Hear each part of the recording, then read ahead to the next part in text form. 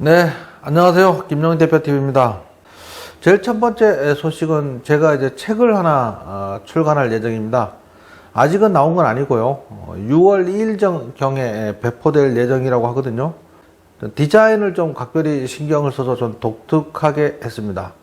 주식 관련 책이 이제 전문서적이라는 관점에서 좀 신뢰도 높은 뭐 그런 좀 딱딱한 표지를 주로 내고 있습니다. 그래서 전문성을 드러내는 방향으로 표지를 만드는데, 저는 좀 누구나 다 좀 쉽게 접근할 수 있도록 표지를 좀 파격적으로 만들어서 책을 내게 되었습니다. 뭐 그렇다고 전문성이 없는 건 아닙니다. 6월 2일부터 아마 시중에 풀릴 예정인가 봐요. 꼭 보시기 바라고요. 그 다음에 요거 관련돼서 제가 유튜브 이벤트를 진행할 예정인데, 이벤트 내용은 다음 주에 밝히도록 하겠습니다.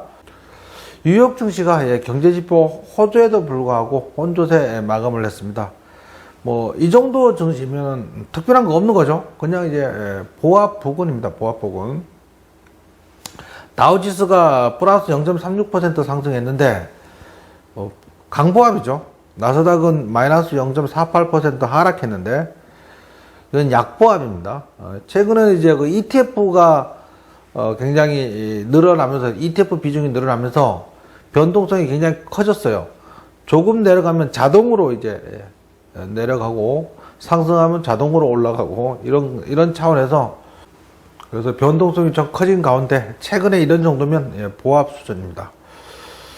컨트라 그래요. 컨트가 뭐냐면 지금까지 일어났던 수많은 주식 매매 관련된 정보와 자료를 입력해서 거기에 최적의 상태로 프로그램이 작동하게끔 하는 것도 이제 컨트라 그러거든요. 컨트 프로그램을 짠다고 얘기하는데, 정확히 말하면 이제 프로그램이 매매를 하는 거죠. 근데 그 프로그램이 거의 유사하게 작용을 하기 때문에 하락하면 예를 들면 모건 스탠리가 컨트가 매도를 치면 도이치방크 컨트도 매도를 주문을 넣고, 그러다 보니까 하락이 좀 커지거나, 또 도이치뱅크에서 매수 주문을 넣기 시작하면 JP모건에서도 JP모건 컨트도 매수 주문을 넣기 때문에 생각보다 좀 많이 상승할 수도 있고, 뭐 이런 거죠. 변동성이 굉장히 커졌습니다. 이제 인공지능이라고 다른 말로 하기도 하죠. 그런데 옛날 그 알파고 수준의 그런 인공지능하고는 조금 다르죠. 그거하고 좀 다른데, 이거는 컨트는 프로그램을 짜놓는 겁니다. 수많은 경우의 수를. 어쨌든 월가에서 컨트 매매가 수익률이 개인보다 훨씬 더 크다고 합니다. 근데 큰 자금들을 운용하는데 이걸 사용하는 거지, 우리들처럼 개인들이 예를 들면 뭐 몇 천만 원 갖고 매매를 할 때 이렇게 하면 안 되죠. 이거는 컨트 매매는 1년의 수익률이, 목표 수익률이 뭐 5%, 시장률보다 조금 더 높은 거거든요. 만약에 10% 수익이 났다 그러면 어마어마하게 잘한 겁니다. 근데 개인은 예를 들면 3천만 원 갖고 1년 동안 내내 열심히 투자를 해서 300만 원 벌었다.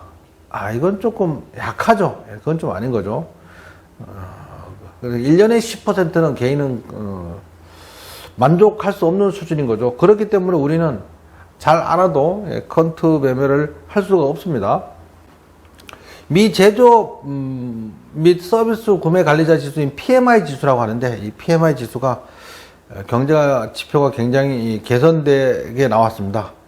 5월 제조 관리자 지수가 61.5를 기록해서 전월 확정치 60.5보다 상승한 수치로 지표가 집계된 이후로 최고치를 기록을 했습니다.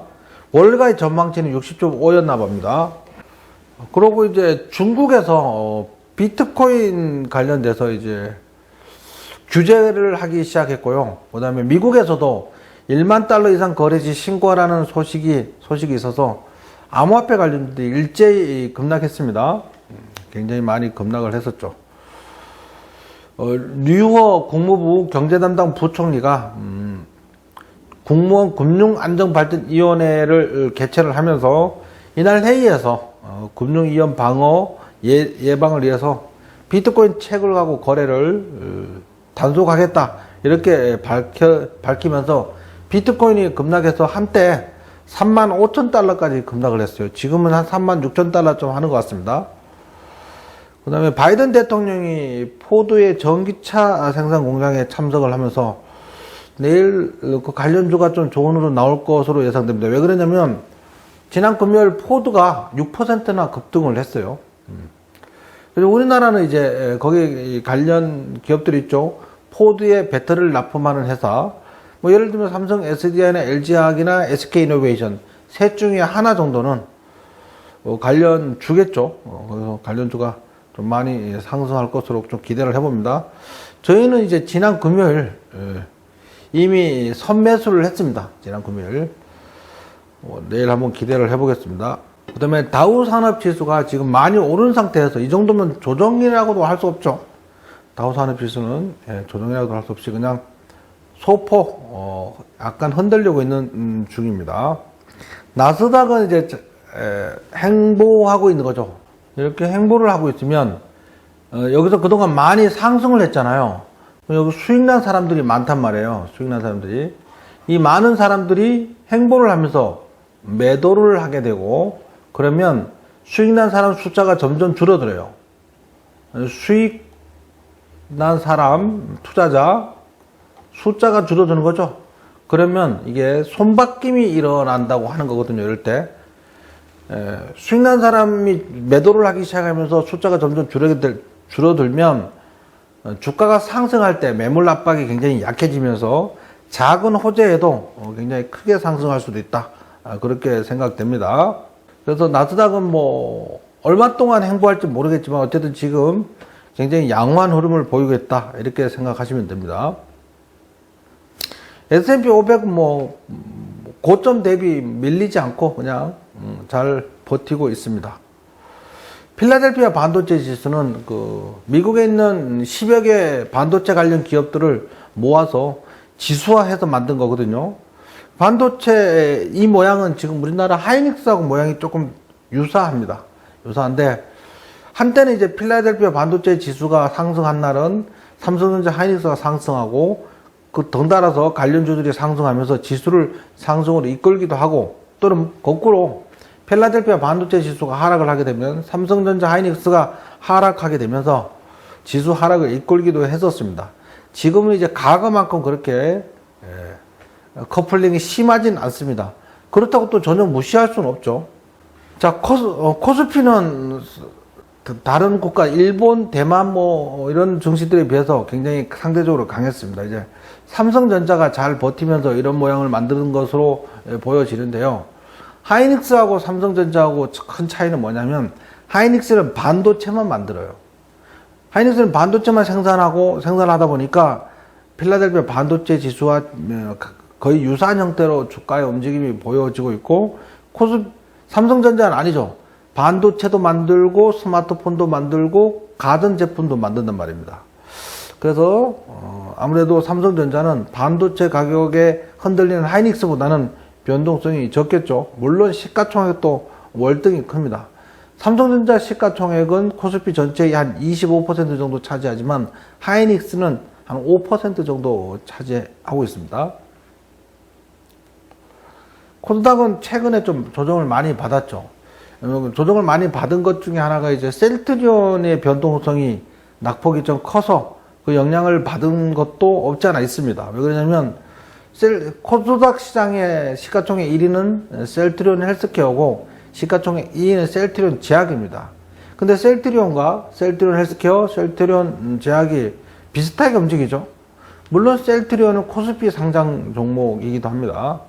그래서 최근 셀트리온 삼형제가 하락을 멈추고 반등을 시도 중에 있어서 아무래도 코스닥이 그 영향으로 좋은 흐름 나오지 않을까 살짝 기대해 봅니다. 미국 코로나19 백신 완전 접종 비율입니다. 요거는 완전 접종 비율인데 뉴저지는 이제 그 뉴욕주 부근에 둘러싸고 있는 가까운 주죠. 예. 완전 접종 비율. 화이자 같은 경우는 2번 이상 백신 맞은 사람, 한 번만 맞고 백신 접종이 끝나는 백신도 있죠. 어쨌든 45%, 뉴욕주가 43%, 워싱턴주가 41%, 펜실베니아 40%, 캘리포니아 39%, 미국 전체 평균은 38%로 뭐 미국에서 선언한 거 있죠. 6월 달까지 완전 접종 비율을 50% 이상 늘리겠다 그러면서 7월 달부터는 마스크를 다 풀겠다 이렇게 밝혔었는데 그 목표는 무난히 이루어질 것으로 진행 과정으로 볼 때 예상되죠. 50% 정도만 백신 접종이 끝나게 되면 그렇게 되면 다른 나머지 사람이 백신 접종을 안 해도 확진자가 더 이상 늘어나지 않고 점점 줄어든다고 합니다. 그걸 가지고 집단 면역이라고 하거든요. 조만간에 미국은 그렇게 될 것으로 예상됩니다. 이건 세계 코로나19 백신 완전 접종 현황인데 이스라엘 뭐 59%, 이거 지금은 더 안 늘어나요. 57%, 58% 이러면서 더 이상 늘어나지 않고 있습니다. 왜 그러냐면 이제 50% 넘어가니까 정부에서도 백신 접종하라고 강요를 안 하고 있고, 그 다음에 맞을 사람 다 맞았다. 지금 버텨도 뭐 절반이 넘게 맞았으니까 이제 내가 그 코로나19 전염될 가능성이 상대적으로 적어진 거죠. 그러니까 이렇게 하는 거고, 미국, 영국도 1%나 돼요. 굉장히 빠릅니다. 프랑스 14%, 독일 13%, 세계 평균은 4.8% 정도 되고요. 우리나라 평균은 2.9%입니다. 좀 아쉽죠? 요번에 문재인 대통령 미국 방미해가지고 정상회담도 하고 그랬는데 백신을 못 구해와서 조금 아쉽습니다. 좀 답답한 감이 있고요. 뭐 군인용 55만 회분만 주겠다고 하고 나머지는 뭐 확정된 게 없어요. 일본 스가 총리는 바이든 대통령 만나서 햄버거를 먹었지만은 상당 부분의 백신을 얻어서 갔어요. 얻어서 갔죠. 그래서 우리나라는 조금 백신으로부터 조금 아쉽습니다. 이 부분에 대해서. 유효가 비트코인에 이제 단속한다고 했어요. 그래서 암호화폐 관련해서 일제히 급락을 했는데, 제가, 이런 자리에서 지금은 뭐 비트코인이 일주일 동안 31% 내렸고, 이더리움이 일주일 동안 46% 내렸고, 그 다음에 도지코인이 일주일 동안 41% 정도 내렸는데, 비트코인이 지금 많이 내렸죠. 많이 내렸는데, 지금 현재가 이제 37,000달러입니다. 37,000달러인데, 제가 생각할 때는 20,000달러 부분 있죠? 20,000달러 부분. 20,000달러 아래로 오면, 투자를 고려해 볼 만하다.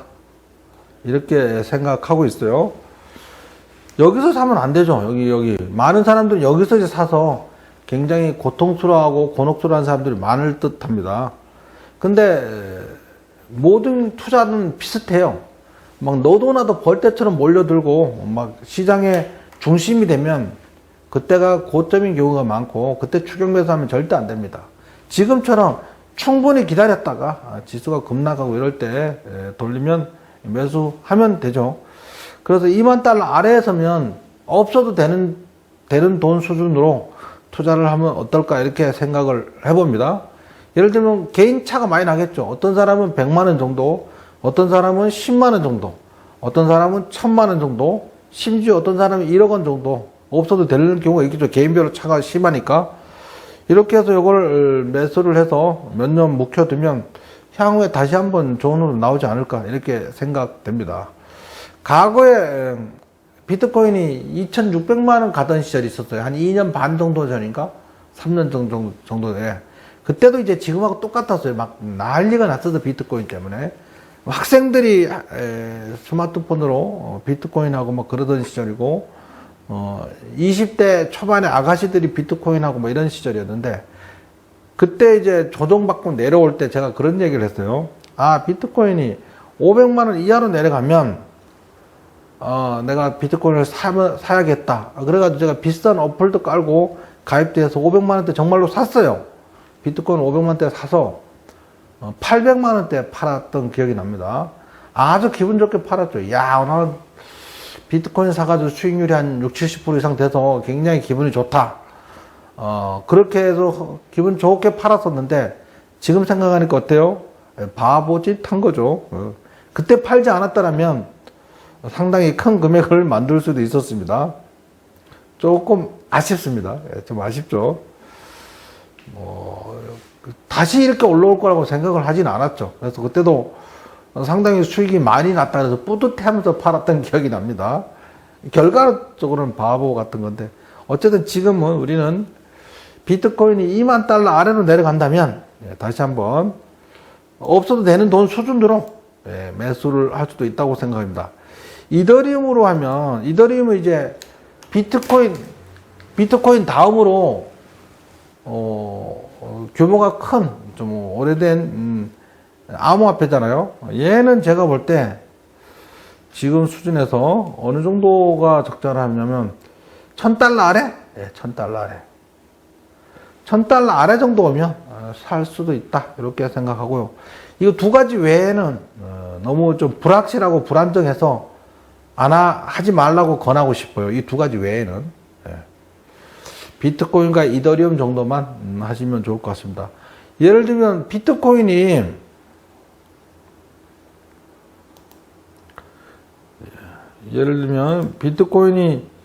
2만 달러 아래라 해서 2만 달러치 사는 게 아니죠. 쪼개서 팔기 때문에 뭐 100만 원치도 살 수 있고 50만 원치도 살 수 있습니다. 비트코인이나 이더리움 마찬가지입니다.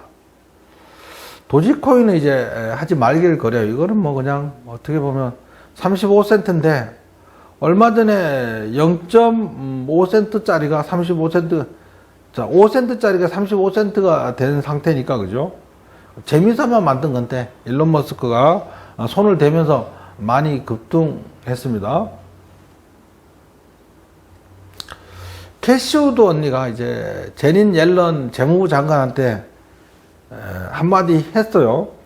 옐런 전 장관이 지난 2월 달에 비트코인 하면 좋지 않다 그러면서 강한 투기성, 가치의 불안정성, 투자자 손실 위험성, 범죄 행위의 악용 가능성, 소비되는 에너지 양이 어마어마하다는 이유로 해서 가급적이면 비트코인은 하지 않는 것이 좋다. 이런 말들을 했었어요. 이것에 대해서 이제 캐시우드가 제닛 옐런은 비트코인과 암호화폐를 잘 알지 못한다고 말을 했는데, 사실 이건 오버죠. 캐시우드가 오버한 겁니다. 재무장관 입장에서 이런 말 특히 할 수 있죠. 단기간 급등했으니까 강한 투기성이니까 억제하는 발언을 할 수 있는데, 이거를 비꼬는 듯이 캐시우드는 비트코인을 디지털 금에 비유하며 디지털 금을 채굴하는 데 들어가는 전력은 실제 금을 캐는 데 들어가는 전력보다 낫다고, 약간 그 개변 아닌 개변 뭐 이렇게 하는 거는 제가 볼 때 캐시우드가 오버한 겁니다. 그 다음에 옐런 의장은, 연준 의장도 했었어요. 연준은 하고, 그러니까 아무리 암호화폐를 잘 모른다고 하더라도 의미는 다 알고 있죠. 의미는 살아온 연륜이 있고 세월이 있기 때문에 충분히 알 수 있습니다. 자, 문 대통령과 바이든 한미 정상회담을 했어요. 한미 정상회담을 했는데, 일단 뭐 바이든 대통령의 발언은 뭐 양국 간 협력을 좀 더 증대시켜서 5G 이동통신 네트워크를 구축하자 그러니까 그 다음날, 오늘 새벽이더라고요. 뭐 6G 관련돼서도 협력을 하자 뭐 이런 얘기가 있었어요. 그래서 5G나 6G 관련 종목들도 좀 관심을 가져보고, 한미 정상회담 관련주로 좋은 흐름 나올 가능성도 없지 않아 있다. 또 바이든 대통령이 포드차의 전기차 공장을 방문하면서 우리나라 기업가들한테도, 예를 들면 현대, SK, 삼성, LG 여기에 직접 참석한 사람들을 일으켜 세우면서 말을 했죠. 현대차도 전기차 공장 짓는다 그랬고요. SK 이노베이션도, SK 이노베이션도 투자를 한다고 했거든요. 그러니까 이제 직접 이렇게 세우고 그랬으니까 배터리 관련 해서 하고, 그다음에 삼성전자에서 반도체 공장 짓는다 그러니까 반도체 관련 종목들도 한 주 동안 좋은 흐름이 나올 가능성이 없지 않아 있다, 이렇게 생각되고요. 지금 현재 미국에서 북한의 비핵화 협상 뭐 이런 걸 하자고 얘기하는 거죠.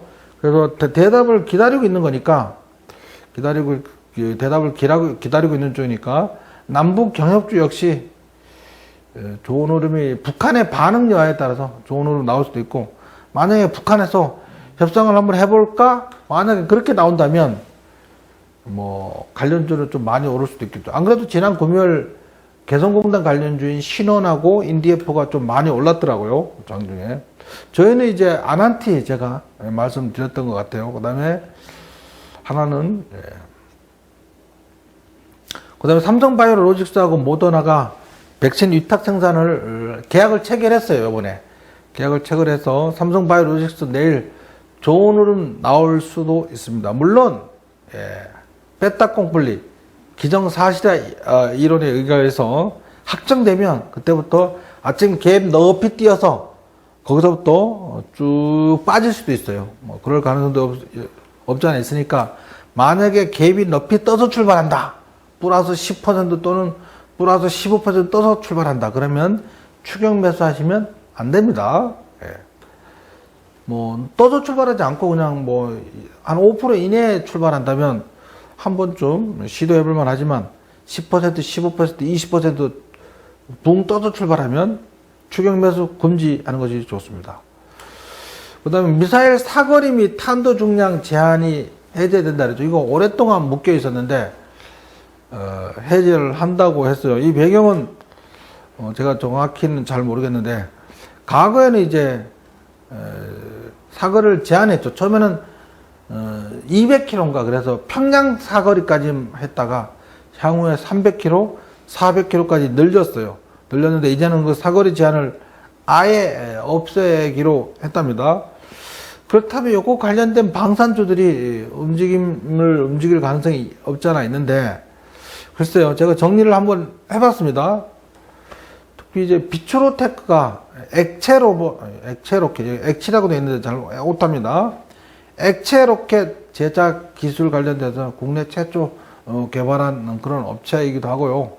그 다음에 우리 방산주의 대표적인 게 빅텍이 방위산업 시스템 방향 탐지 장치를 갖고 있는 뭐 아주 전형적인 방산주죠. 그 다음에 한일단조도 유도탄 탄체와 탄두를 만들어. 지금 유도탄 얘기하는 거죠, 미사일.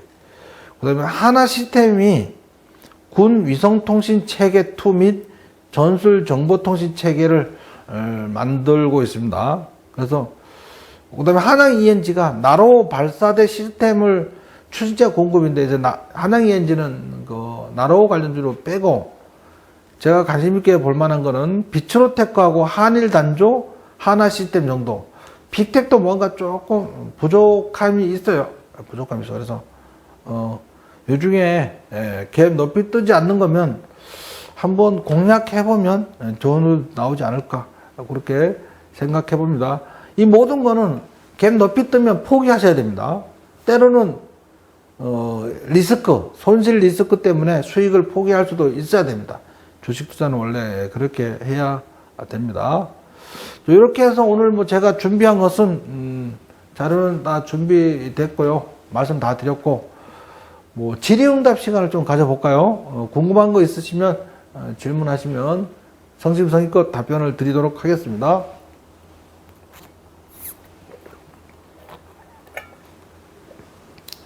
현재 16분 시청 중이신데 조만간에 160명이 이상이 들어와서 시청할 수 있도록 그렇게 기대해 봅니다. 뭐 이게 이렇게 시작된 건 저거였죠. 처음에 이제 박정희 대통령이 그 핵무기 만든다 그랬어. 그래서 핵무기를 만든다고 하니까 핵무기를 못 만들게 하면서 미군을 주둔시켰고, 이렇게 해서 미군 철수한다 그랬죠. 카터 대통령이 미군을 철수한다고 하니까 그럼 우리가 핵무기를 만들겠다 그러니까 핵무기를 못 만들게 하면서 여기 전술핵 배치를 했죠. 우리나라에 전술핵 배치를 하면서 미사일도 장거리를 못 만들게 했던 것 같아요. 그렇게 했었는데 그것이 우여곡절 끝에 여기까지 밀려왔네요. 그 당시 우리나라가 핵무기를 만들었으면 어떻게 됐을까? 뭐 그런 부분이 아쉬운 부분은 좀 있죠. 핵 보유국이 되면 좋을까? 이 부분에 대해서는 조금 자신 있게 말할 수는 없어요. 하지만 함부로 건드릴 수는 없겠죠. 그런 거 있는 건데 우리나라처럼 중국하고 러시아하고 막 임박하고 있어 북한하고 있다면 핵무기가 있으면 좀 더 큰 소리를 칠 수도 있지 않을까 뭐 이런 아쉬움도 없지 않아 있습니다. 자, 그렇게 해서 자, 궁금한 거 있으면 질문 주시고요. 만약에 뭐 질문 없으시면 오늘도 이 정도로 해서 방송을 마치고 요거 다시 제가 약간 편집 살짝 해서 새로 업로드하면 필요하신 분들은 다시 한번 보시면 될 것 같습니다. 미사일 사거리 제한이 위성 사업에도 영향이 있겠죠. 당연히 있겠죠. 예, 당연히 있을 겁니다. 그래서 근데 이제 위성 부분이 비추르테크가 그 위성 관련주이기도 하고 그다음에 CIS하고 AP 위성 뭐 이런 것들이 있는데 일단 내일이나 하루 이틀 일시적으로는 미사일 관련주가 더 관심 있게 보는 게 맞을 듯 합니다. 장기적으로는 당연히 위성 관련주도 영향이 있을 것 같고 그럴 것 같습니다. 자, 이상 라이브 방송을 마치겠습니다. 수고하셨습니다.